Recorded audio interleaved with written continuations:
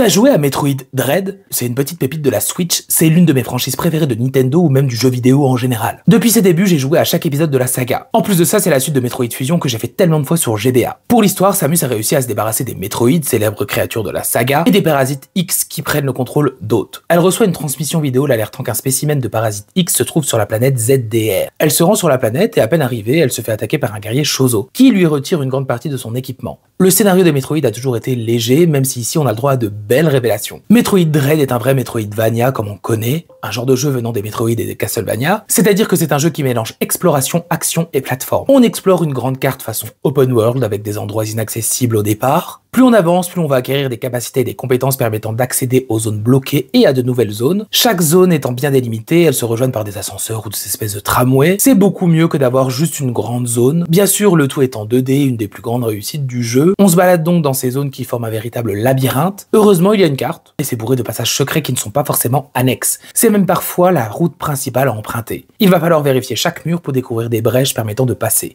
On va faire des allers-retours, forcément avec de nouveaux pouvoirs. On va revenir vérifier les anciennes zones pour débloquer de nouveaux chemins ou trouver des objets. Mais ce n'est pas redondant, on a des passages alternatifs, des raccourcis, etc. Au départ, on pense que l'on va faire toujours la même chose, mais finalement, non. On est surpris, le rythme change, c'est très prenant, mais aussi beaucoup trop court pour moi. Niveau gameplay, c'est un pur bonheur. Samus se dirige avec une fluidité extraordinaire, elle dispose de tellement de mouvements possibles, et plus on avance, plus son panel est élargi. Elle court, elle glisse, elle fait des doubles sauts, elle rebondit sur les murs, elle se téléporte. Il ne faudra que peu de temps pour maîtriser son gameplay. Ça c'est génial et on va vite prendre un réel plaisir à jouer. Samus à pleine puissance est redoutable. Elle peut tirer avec son canon dans toutes les directions avec une grande précision. Bien évidemment, elle aura un panel d'armes qui va s'agrandir, en commençant par les missiles et tellement d'autres. Les affrontements avec les ennemis sont extrêmement fluides et stylisés. On peut effectuer des parades contre les ennemis, c'est même primordial contre certains ennemis de base et encore plus contre les boss. Ce n'est pas nouveau mais c'est toujours très jouissif. Ce n'est pas un jeu facile, la difficulté est bien dosée, entre retrouver son chemin, réussir certaines phases de plateforme, battre les ennemis, les mini-boss, les boss, c'est surtout qu'il faut souvent apprendre les mécaniques et avoir d'excellents réflexes. Il arrive souvent qu'on meure la première fois qu'on rencontre un boss, le temps d'apprendre, ou qu'il faille refaire plusieurs fois un saut pour arriver au bon endroit. Ce n'est pas des boss qu'il faut avoir peur, mais des